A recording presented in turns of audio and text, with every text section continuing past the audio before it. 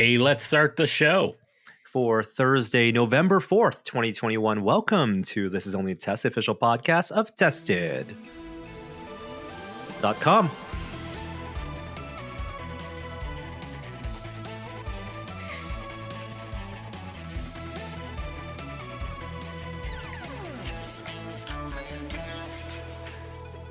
Hello and welcome to the podcast this week. If you're watching the video, you may notice we have a different trio. We do have three people on the podcast this week. I'm Norm, of course, joined by Kishore Hari, repping some Bills in the background. Congratulations. Yeah, it's all sports ball all the time over here. Hockey, football, basketball, baseball's over. So, you know, the what is it? The quadfecta. We don't get that this year with all four sports happening at once. But that's American sports. We actually are an international podcast this week. A special guest sitting in. Jeremy's on a break, but we have friend of Tested, listener of the podcast, Brent Waller, joining us. Brent, how are you doing? Not too bad. Yourself? How you guys going? Doing well. Brent, we got to do some introductions because this is not the first time you've been on Tested. You are, based on your accent, you're based in Australia, right? Yep. So people, and if people don't follow maybe the LEGO designer community or LEGO fan community, they may have seen you. You came over to visit us. What was this? 5 years ago now? I was trying to think that the other day. It was a GDC in 2018 or 19, maybe. Okay, so not that long ago, somewhere in the before times, and we did a Lego with Friends series where you came and we assembled. I want to say it was your Stay Puft Marshmallow Man design. Yeah, it was the big Stay Puft Marshmallow Man, which was something I had submitted to Lego Ideas but got rejected. But I gave away the instructions for free, so we thought, why not build it on the show?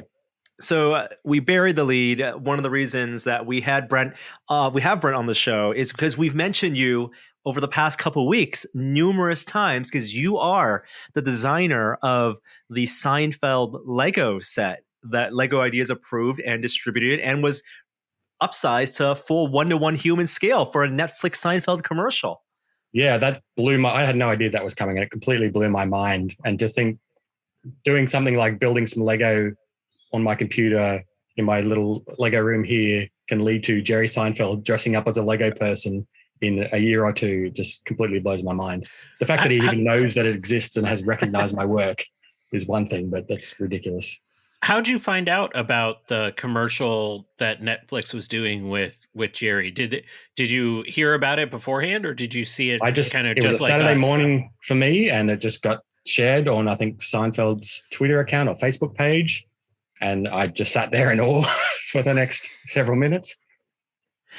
And since we talked about it on the show, we were actually reached out to by someone vaguely involved with production. Won't give them the specifics to reveal the identity, but was on set for that filming and confirmed. Really? You know, what we saw was it wasn't CG. They built it 1-to-1. Didn't build it much beyond the actual, what you saw framed and set. And they did some of the stop motion bits. Of course, there's some second unit stuff, so some close ups. Maybe it wasn't exactly Jerry Seinfeld wearing the costume, but he was there. It wasn't like a composite of him. Yeah, I was curious because I couldn't tell that whether he was in the costume and the background was CG or whether it was the other way around. But that's really interesting to confirm that because I did not know.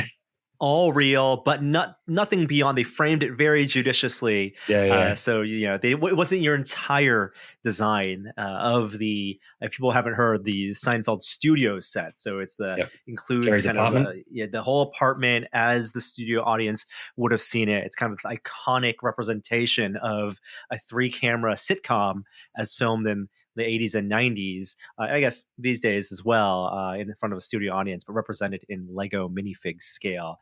We're going to do a lot more Lego talk. This is a special podcast. We're going to pick your brain about your designs. You have some cool stuff, that just was announced that we want to talk about that people can get their hands on as a successful Lego fan designer. But before we get into that, I did want to ask, how was Halloween? Because sure, we didn't talk to you last week. What were your Halloween plans and how did you celebrate? Halloween was generally good. So last year was the downer of all downer Halloweens because In my neighborhood, basically trick or treating was canceled by and large. There was no kids out. There's virtually no one out in costumes last year because where we were in the pandemic.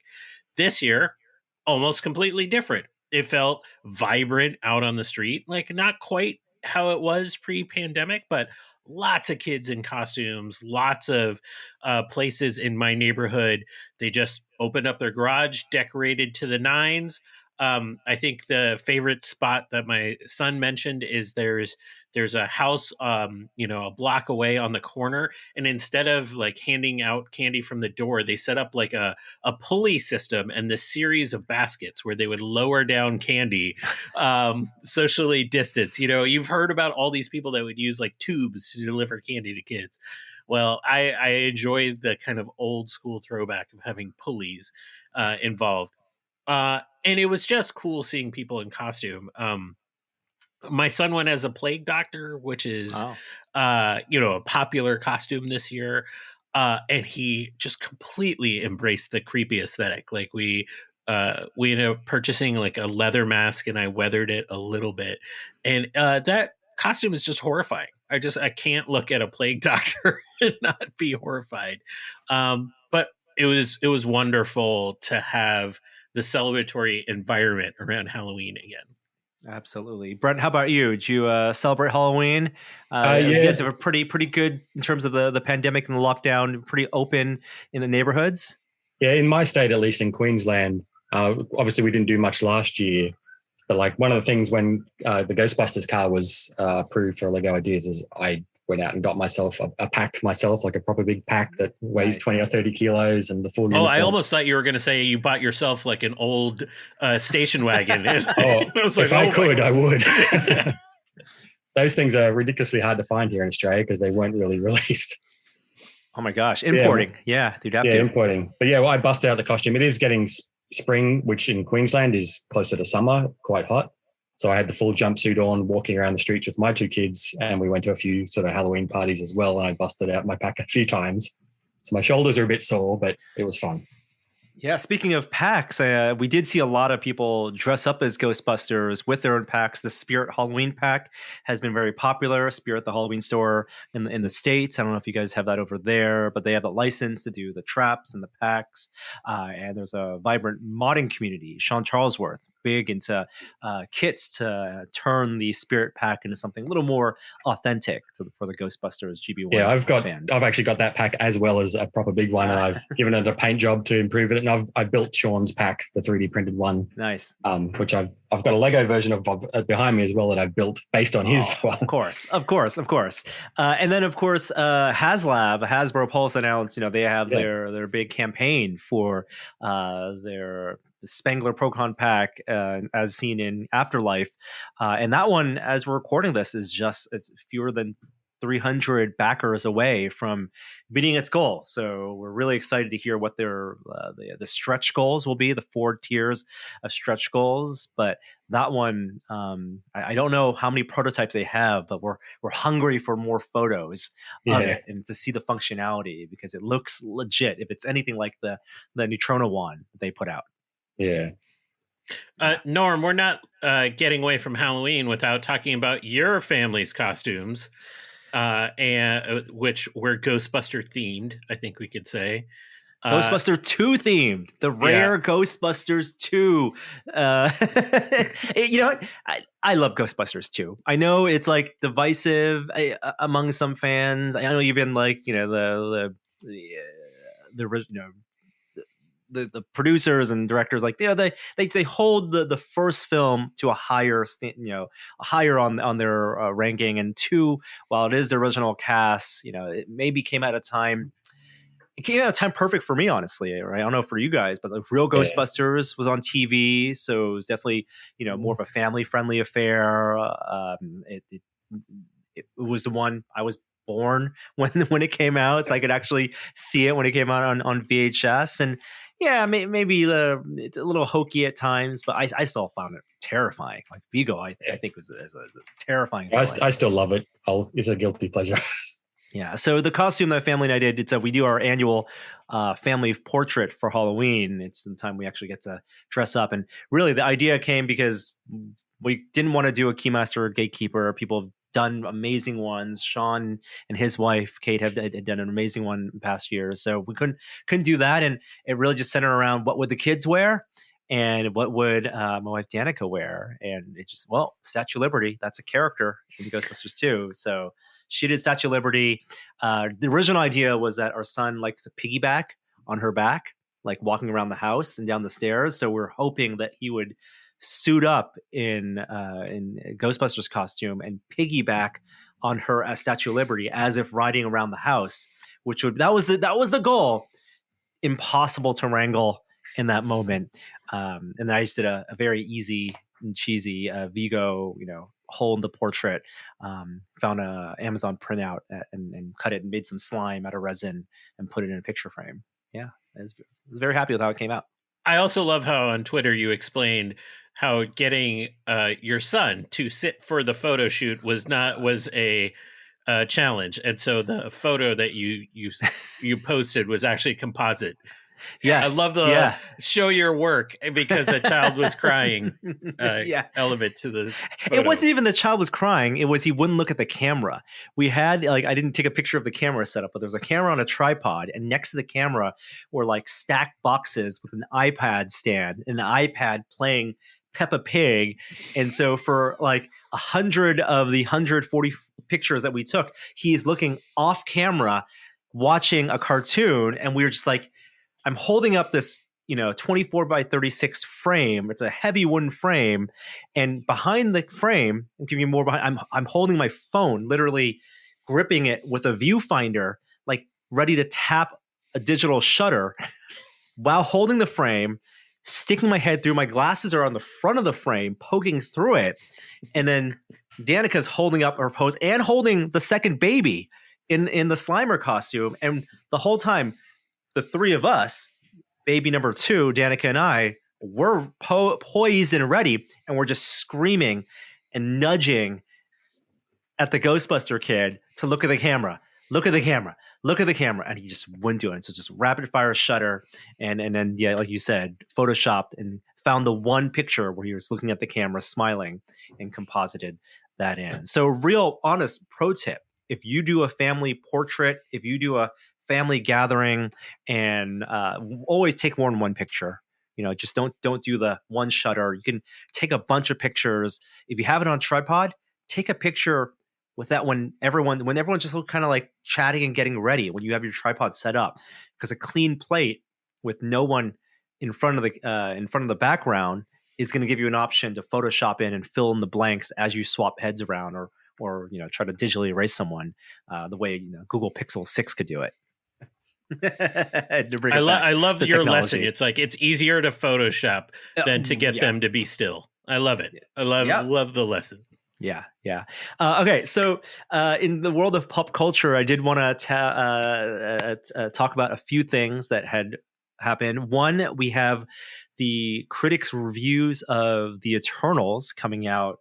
Gosh, this week. Isn't it out like today? I want to say it's like out, isn't it? Yeah, it's out. Yeah. And you know what? This may be the first MCU critical bomb in a long time. The streak I wouldn't push it all the way to bomb. It's just not a critical success. Like bomb makes you think of like Howard the Duck or something. This is not that. It's going to be a cult classic. Maybe. This is just basically going to be like, oh, that wasn't good. I think that's the vibe you're getting from the critics' reviews. I kind of didn't have high hopes. Like, this character set is ridiculous. Like, in the comics, they are weird. They have strange powers. They have the most bizarre origin story. And I feel like that was just going to be a hard walk. I love Chloe Zhao. I loved Nomadland. Love like the expansive landscape nature of her storytelling. It was going to be weird how to mesh that vision and that directorial style with superheroes. So right. I'm still excited to see it, even if it's not like hitting all the right notes, just because I kind of want to see what a Chloe Zhao superhero movie looks like. Yeah. I'm actually the tepid let's say, critical reviews have helped temper my expectations. So I'm looking forward to being surprised. And actually, I would be happy for it to not be like the past MCU films and be something different and make me think about it. We've had films that have not been well received, maybe by the fan bases when they were first in theaters, and then have got bigger followings afterwards. So I'm still excited to see it. Is it out over in Australia, Brent, you said? Yeah, it is. I actually walked past the cinema today and saw it was screening, and I didn't have time to go watch it. But I mean, I'm not a huge MCU person, but I was kind of interested in that movie because it looked like something different. Yeah. Like, I'll probably get chastised for saying this, but I loved Ang Lee's Hulk because it was so different.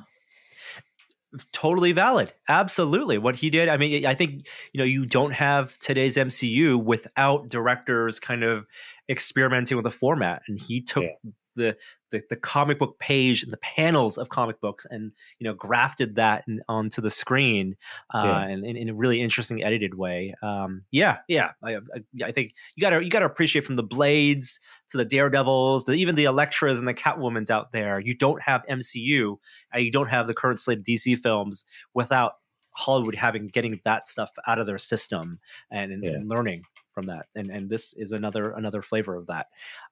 Cool. Also, the Book of Boba Fett. We had a first trailer for that for Disney Plus. That's coming out end of this year, right? Like right after the Hawkeye show, I want to say. Is that like right after Christmas? Is that right? Is that right? Sure. Yeah. Yeah. I think it's like 2 days before Christmas it comes out. Can I say I didn't love this trailer? Because I grew up on Boba Fett being the baddest villain next to Vader. Like, there's Vader, and then there's Boba Fett. And this was like, what if Boba Fett was kind of a nice evil villain? And I was like, no thanks. Like, I hope that's just like a mistaken representation from the trailer, but it's like, I'm going to rule with a kind fist, unlike Jabba the Hutt. I'm like, no, thank you. You're Boba Fett. Go smash some faces and like be a bounty hunter. And so I am not as hyped as I thought I would be. Yeah, I'm wondering if maybe it's like a red herring. Perhaps he's going to try that approach first and find out it doesn't work and then just revert back to default Boba Fett.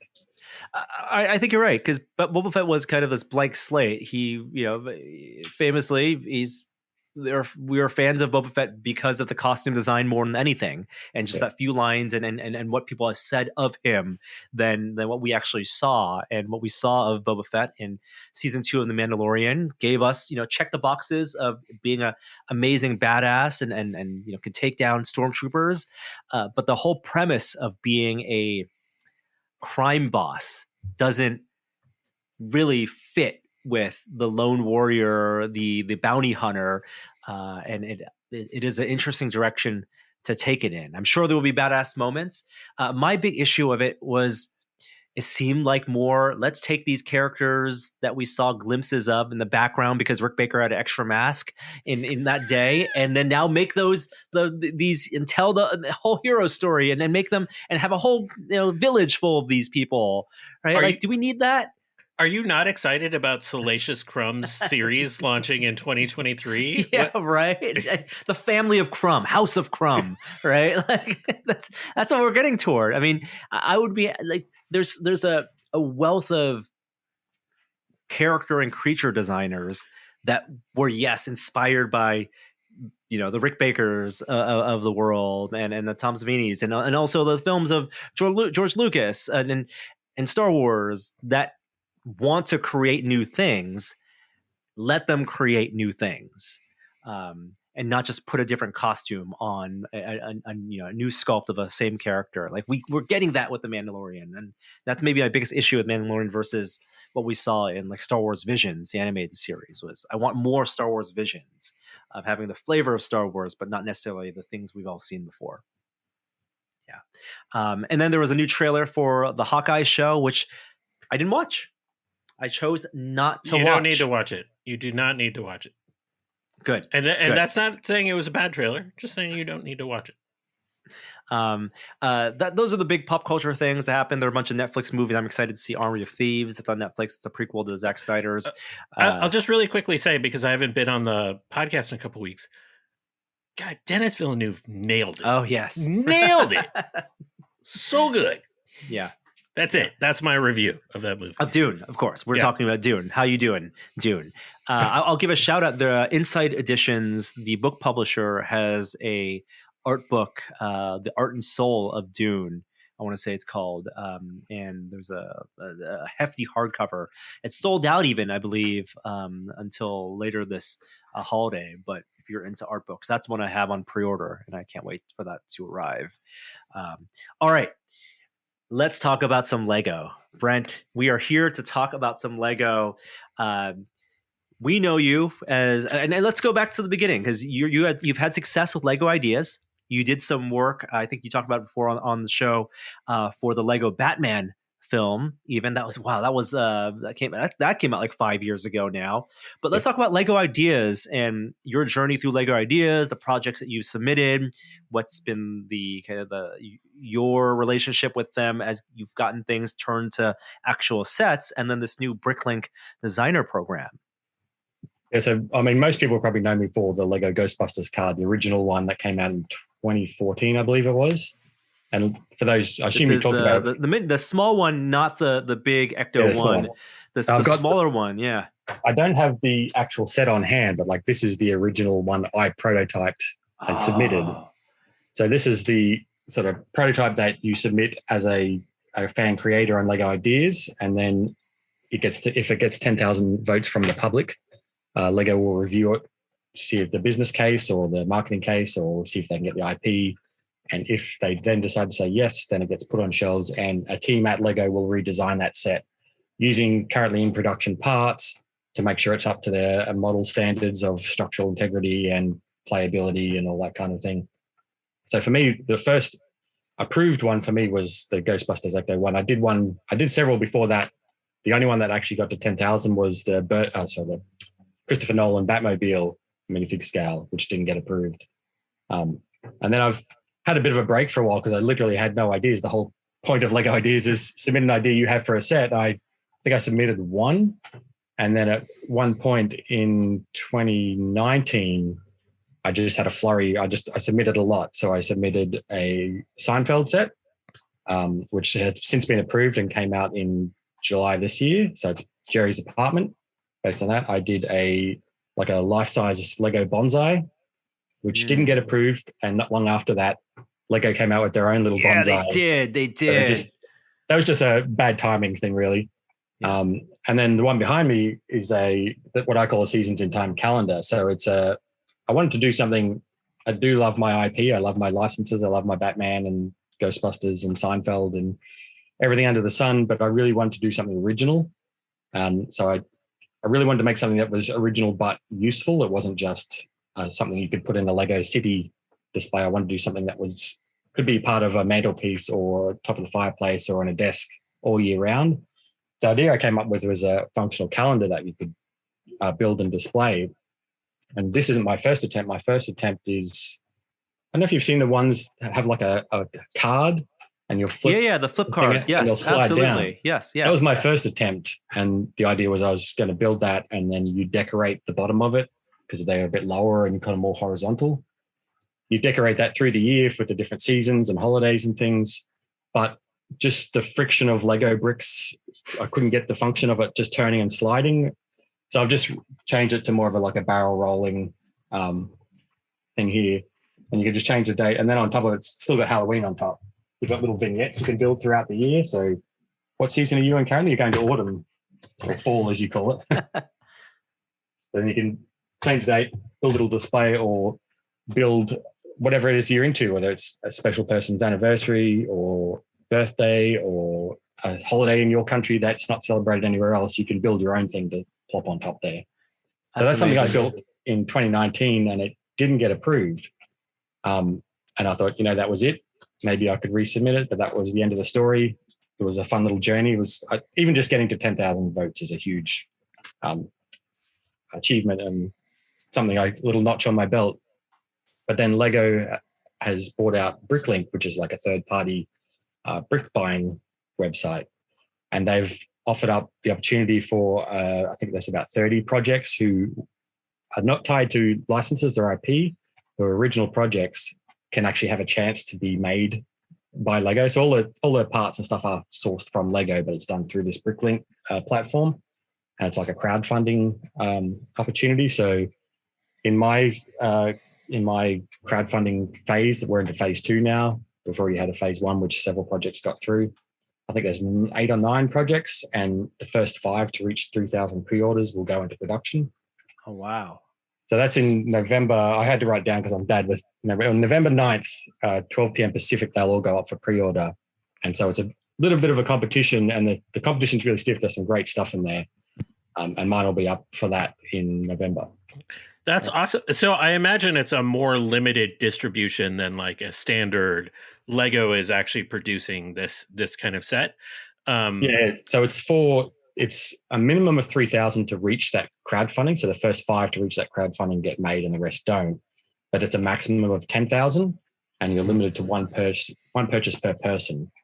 So it's all the purchasing payment details is going through Lego's website themselves, but you're still limited to that period of time, and obviously the 10,000. So once it reaches 10,000, that's it.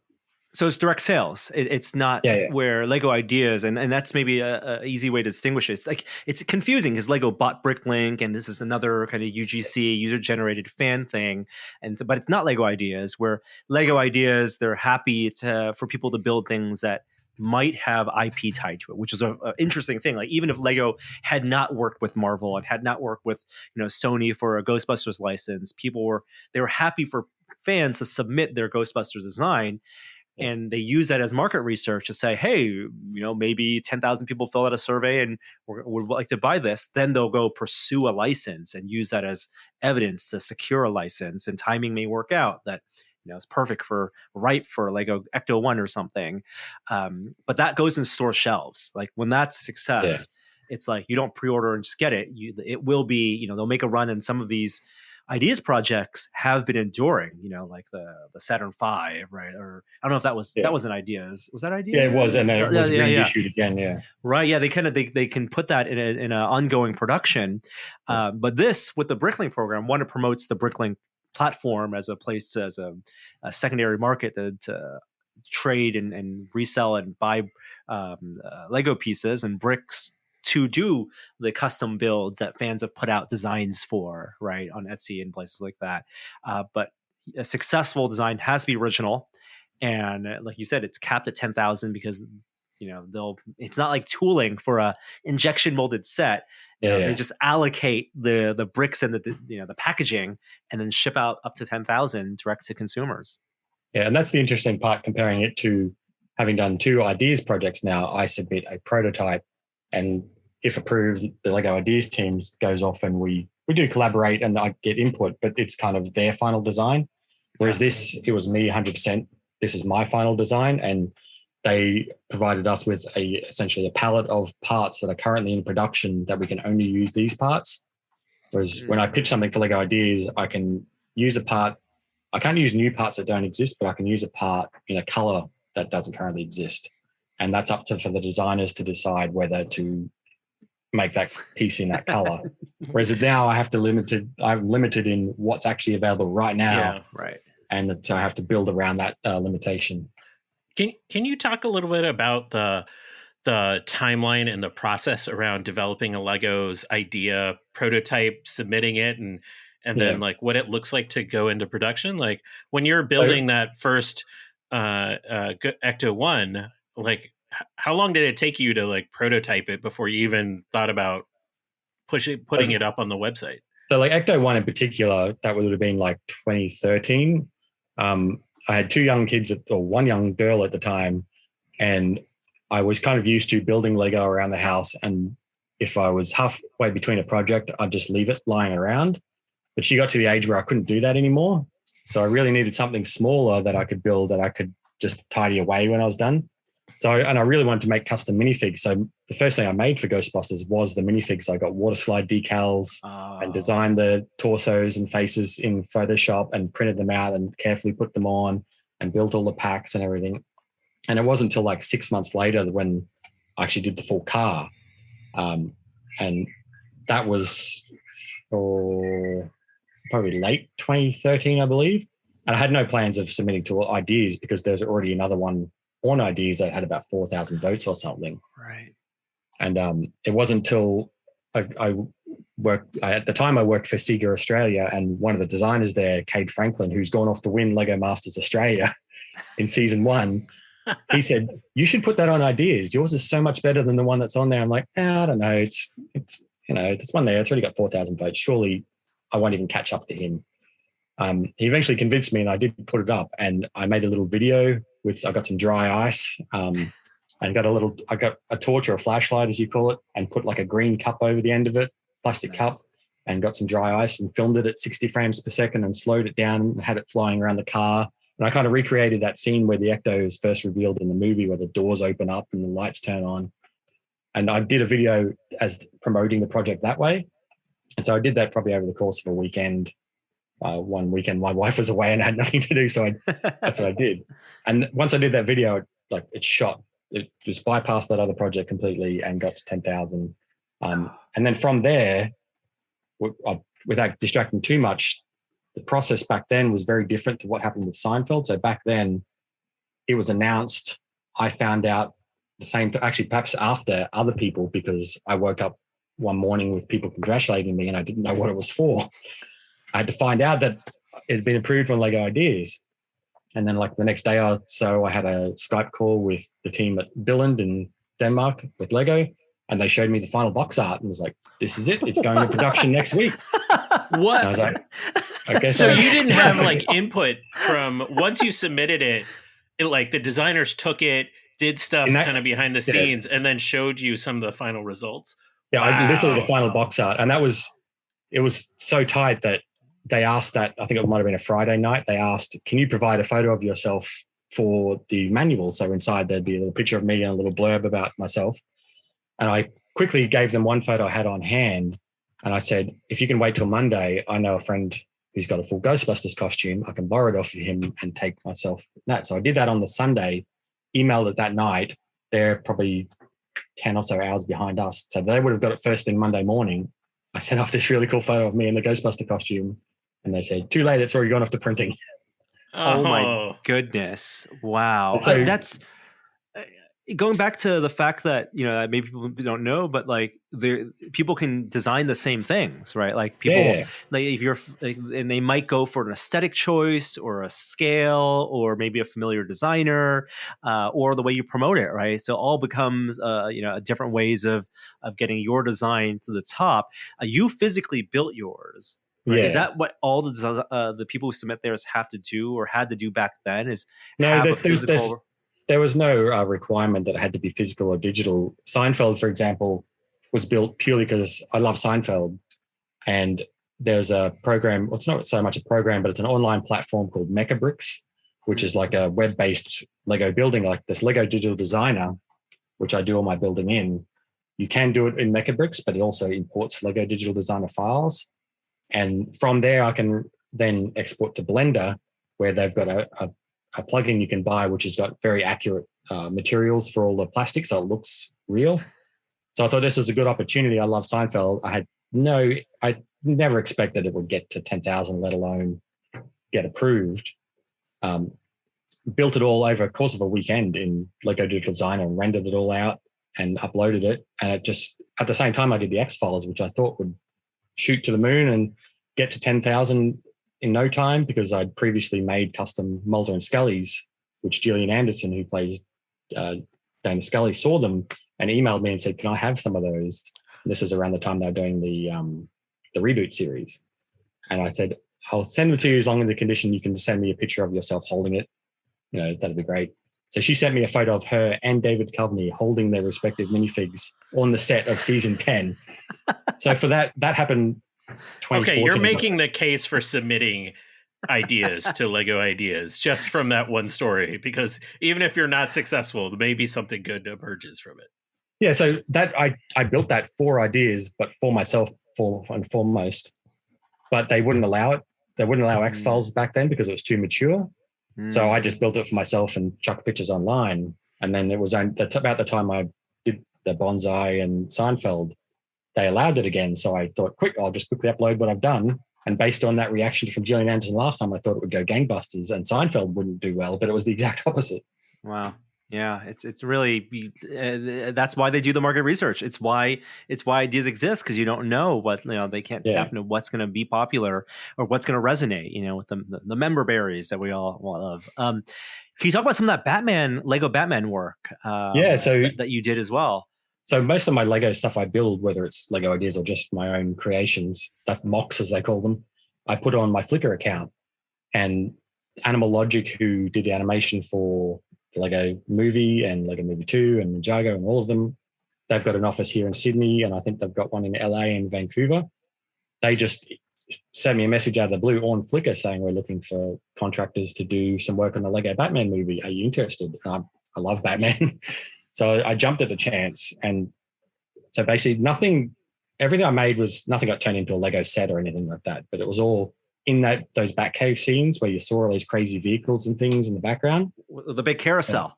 The big carousel, Yeah. I did a bunch of vehicles for those. And the first thing they had me do was something I wanted to build anyway, was the Burton Batmobile in minifig scale, because I love that Batmobile.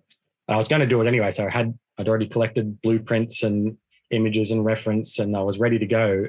And I knocked that out in like 6 hours as a digital design, because I had already had it in my head. And they also had me, but I've got a couple of them here. Like this is a slightly different version, because when it's digital, you can use any color that doesn't exist, any part in any color that doesn't exist.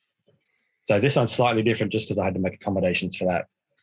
So I did that. I did the Burton Batmobile. I did the animated series Batmobile, which is another one. Oh, near and dear to our hearts. Oh. So did you build physical versions of all of these? And no, just those two, because I wanted them for myself. Yeah. So there was no requirement that they needed them physically built for the movie. It's just after I was done with my work, I was like, I'm going to build those because I love them so much. And were there requirements? Sorry? Were the requirements as the format that you would submit them, like you did, LDD? It was the LEGO Digital Blender. Designer Program. There is what they call the Hollywood version of that, which is just, it's pretty much exactly the same, but there's a few little bells and whistles there. And there were things we didn't have to be concerned about. We didn't have to be concerned about the structural integrity. We didn't have to worry whether it was buildable. So you could build some internal structure to support something you wanted to build for just purely for visuals, and then just delete it and not worry about it. That's super cool. Where do you draw your inspiration for all these like ideas? Like everything you've talked about so far feels like this is either IP that I love, or it's something that I'm building and noodling around. I'm kind of curious where you draw your inspiration from. So a lot of the stuff it's like nostalgia based. So like that Ecto-1 I made when I was 10 or something in 1989, and anticipating going and seeing Ghostbusters 2, living in a small country town and literally not seeing it till it came out on VHS. I would build, I don't know if you remember the really blocky Lego cars, the really boxy shape from the 80s. I would take a white one of those and put 2 little red fins on the back and put little rubbish on top. And that would be my Ecto-1. And I'd have, the old Spacemen's air tanks as the Ghostbuster packs. And they were more real Ghostbuster style because they had the blue and the different colored suits. And same with Batman, I would build the same. So that kind of stuff is all nostalgia based and stuff that goes back to when I was 10 years old. Other stuff comes to me, like the bonsai, for example. We did a holiday in 2018, I think, to Vietnam. And there's lots of life-size bonsais around the place, like actual bonsais, life-size bonsais. Lots of bonsais around the place. And then we had a stopover in Singapore because it's on the way from Vietnam for us.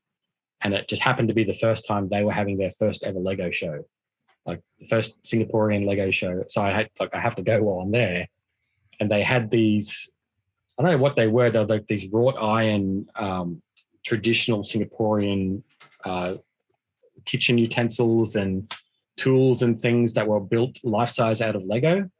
So I kind of, in my head, I married that idea of wanting to do bonsai with something that was life-sized. And that's where that bonsai came from that I submitted to the Lego ideas. And that started me on that path of Lego doesn't have to be a minifig scale replication of something. It can be something different or life scale. That's where the calendar idea came from, and I submitted, and it's already hit 10,000K, but it'll be waiting review. Is a life-size orrery of the solar system, which has we spent probably the longest time we've ever spent. I've actually teamed up with someone else, Chris Orchid.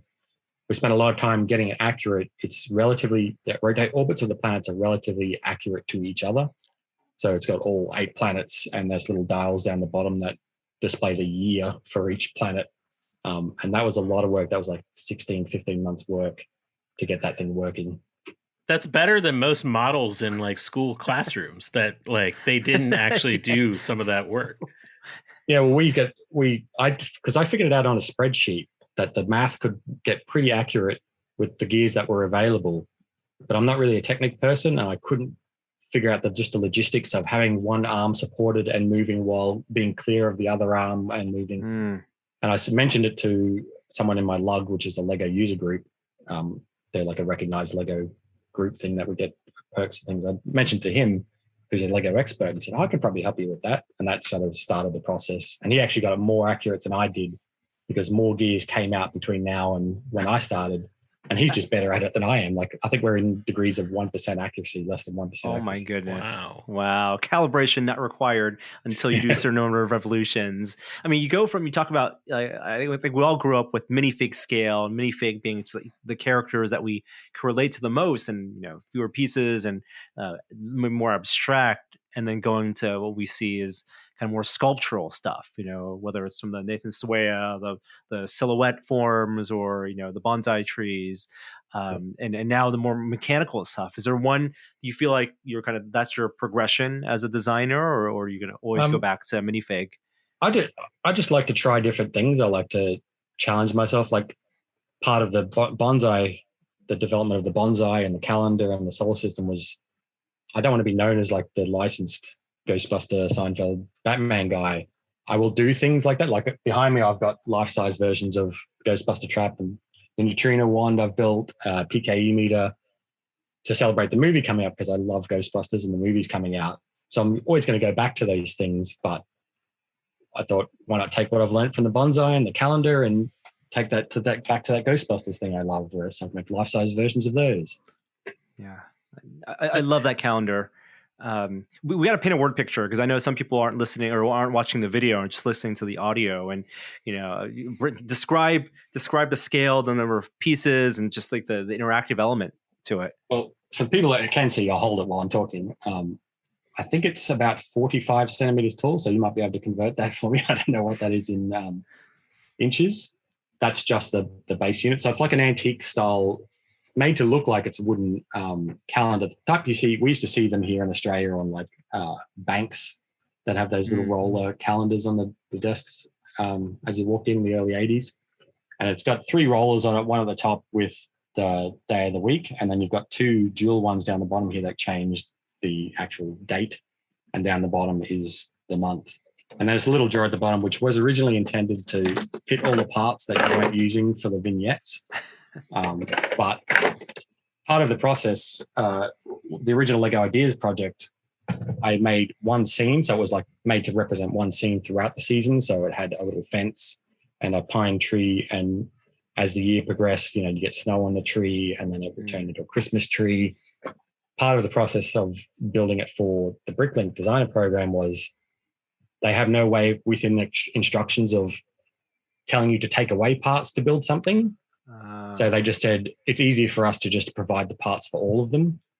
So I actually did the math and figured out that I could actually give more variety for the seasons if I didn't do that. What I was originally doing to reduce the part count and reduce the cost was now actually increasing the cost and the part count. So I could actually make different, very unique vignettes from top for each season for less parts. So like there's a little spring season with a tree, a little bird, and a fence. I've got Halloween, I've got a birthday, Chinese New Year, a Christmas tree, Valentine's Day, summer, winter, autumn, spring. I think you used the word classy, and like you or and you talked about like it being able to sit on your mantle and like being able Yeah. to be proud of it, and that's how it occurs when you look at it. Like Yeah. it looks like just a calendar that I would use, and you Yeah. recognize some of the Lego shapes, but it's not the Greeblies everywhere kind of Lego look. How many total parts is it? 3,010. 3,010 Oh. pieces. Wow. That And is that's quite a mostly lot because of of pieces. the vignettes, right? Because the vignettes are Yeah. each like I their mean, own there's a fair scene. bit, like, because of the restrictions of using parts that are currently in production, the calendar itself is more parts than what it would have been through ideas where I could use parts in random colors. So like the cases of these gold trims I've got down the side are made up of 30 parts as opposed to 3, which I was previously. So that does increase the part count, but that's kind of outside my control. Yeah. Yeah. I have one really tangential question. So outside my office, and I'm not going to embarrass myself by doing this, I have a bin of Legos, and it's awful. And like we have a view into your office right now, and you can see all the Lego storage that you have designed. I'm curious what your mindset is around storage and sorting of Legos. I do stuff at Tested. I've been trained by Adam to think about organization constantly. Oh, I assume it's probably the same with Adam's stuff. Is whatever my system is, it's never perfect. I want to change things. The things I need to organize. Like today, before I did this thing, I bought some more shelving because I bought shelves that have very tall segments between each shelf. So I was putting buckets of Lego on those shelves and stacking them 3 or 4 high. I'd go to collect one of those to get parts out of it, and I'd have to wrangle and pull 5 off to get to the one at the bottom. So now I bought another set of shelves to just use the shelf components of them to put more shelves in. But my sorting is more like I've got what's right here next to me was where I sit, where I'm building, is mostly functional parts. So you have little clips and bars.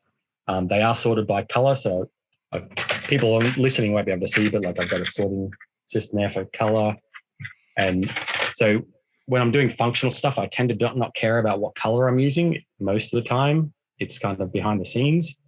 Whereas behind me, you probably can't see, is a whole nother section, another wall there. Oh my goodness. There's slopes. Wow. there's slopes and curves, and they're sorted by color because when I work, and there's another side over there you can't see of just the generic bricks, which are all sorted by color because when I'm working, building something with bricks or slopes, I tend to be working in a certain color. So it all comes down to people, how they work. Like that's how I like to work. I've got plates underneath on the desk under me. I've got tiles behind the camera there, and it all depends. But one big tip I can give anyone: never buy any container that you cannot see into, because unless you're going to go labeling, which is another thing I never do because I'm constantly changing the sorting process so often that it's a waste of time. Like I'm better off learning where everything is just by kind of nature than labeling it and then having to take it off every 3 months. Wow. Yeah. Mostly storage. Don't need a lot of build space, right? Yeah. Most of this room, which is just a converted garage, is storage. Amazing. Oh my goodness. Well, I want to remind people, as this podcast comes out, it'll be 5 days from now. So November 9th and 12 Pacific time, noon Pacific. But you can go to bricklink.com, and I'll include a link because there's a landing page right now for the designer program for you to check out and hopefully support and back the Seasons of Time calendar. One of the things I love about this, Brent, is it becomes a platform onto its own. Like, I'm going to get this. We're going to build the clock, but the vignettes is something like almost like an advent calendar you build throughout the year. Yeah. And then hopefully maybe it's people will design their own little vignettes that fit the little the parameters of the top of the display. That would be really and cool. I'd love to see that whatever country's holidays you've got that maybe we don't celebrate here in Australia or is not really a global one. I'd love to see what people can create with it. And there's a bunch of other projects, like not trying to not sell my own project, but there's other projects on there as well to check out as well. We'll build the San Francisco scene, which is just like, we'll build fog around the entire like landscape, and it'll just be kind of gray. Well, I did joke the representation of summer is just a beach scene I've got here, but a more accurate one for Australia is just fire. Like it's Oh, Too real. Yeah. Oh my goodness. and there wouldn't be any snow either. Yeah. And then, of course, the orrery design, the Technic design. You said that's, at this point already received the 10,000 votes of confidence and support from fans. It's in that second phase where it's in the hands of the designers over at Lego. So, but I really hope that becomes your next successful Lego idea set. That'd be so. Yeah, So I mean, cool. to round it off with 3 and to make, well, hopefully my last one, if it got to that point as an original one, that would be a nice way of capping off the Lego career. Well, what's next for you? What's the future? I mean, do you have aspirations? What do they still do? The Lego like Master Builder, certifications. What's that like? From my understanding, I think they still do it, but it's something they approach people about. It's not something you can apply for, so they'll approach certain people. So you just basically have to stand out and I guess hopefully represent Lego as a brand. But apart from that, I'll just continue building things I've liked. The Ghostbusters stuff behind me, I'm planning on doing a video for the movie coming out just to show off, and then I'll pull it apart and I'll build something else, whatever else I'm into at that point in time. Absolutely. You're helping. You're scratching the itch of going to Lego conventions that Kishore and I have been to that we haven't been able to go to. We have our local Bricks by the Bay, and I know they did one this past year, but I didn't get to go. But half of this stuff, the Ghostbuster stuff, was built for a show that got cancelled in October. I worked my ass off to get it all done, and then it just got cancelled at literally the last minute. Oh yeah. Anything else you want to give a shout out to or mention, Brent, while we have you? No, I've got nothing to vote on at the moment. I don't have any ideas to submit either, so I'll take my time and think about it some more. And that one year I did submit Seinfeld and I got through was the same year as the X-Files and the Bonsai and the Calendar and the Dark Crystal I did as well. Oh. So I learned my lesson from that is just take my time and think about it, and maybe I won't submit anything ever again, or maybe something will pop in my head and you'll see it. Maybe you'll see it in a week or two. Who knows? Looking for that inspiration. That's awesome. Yeah. And we'll share links to your Flickr page so people can see photos of your past work, and of course the projects and your profiles on Lego Ideas and the Bricklink site. I think that will do it for us this week. A very special Lego themed and Ghostbusters themed podcast episode. The new movie Ghostbusters Afterlife is coming out in just a few weeks' time, and there are tons of Ghostbuster Afterlife stuff. You can check out the HasLab if you want to back that Proton Pack. Brent, you still have the designs for your Stay Puft Marshmallow Man? Yep, it's still on my website, which is just wallercustoms.com. I did do a new design for the Ecto-1 as well, which has got few new features from the set that came out. So you can download that for free on my website as well if you like. Awesome. Please check that out. If you're listening, I'll include links to that in the YouTube description. But until then, thanks for joining us, Brent, and good luck. Good luck on that campaign. We'll be keeping an eye on it. Kishore will be back next week, hopefully with Jeremy, to talk more pop culture, more tech, and maybe we'll have seen the Eternals by then. Who knows? I think I'm going to go revisit Flickr. I had no idea that site was still up. Who owns it now? I don't even know who owns it. Like, is it? It's not Yahoo. It's yeah. My login credentials still work, hopefully. All right, I'll play an outro after we sign off. But thanks everyone for listening. We'll see you next week. Bye. Hi there. I didn't see you. That's it.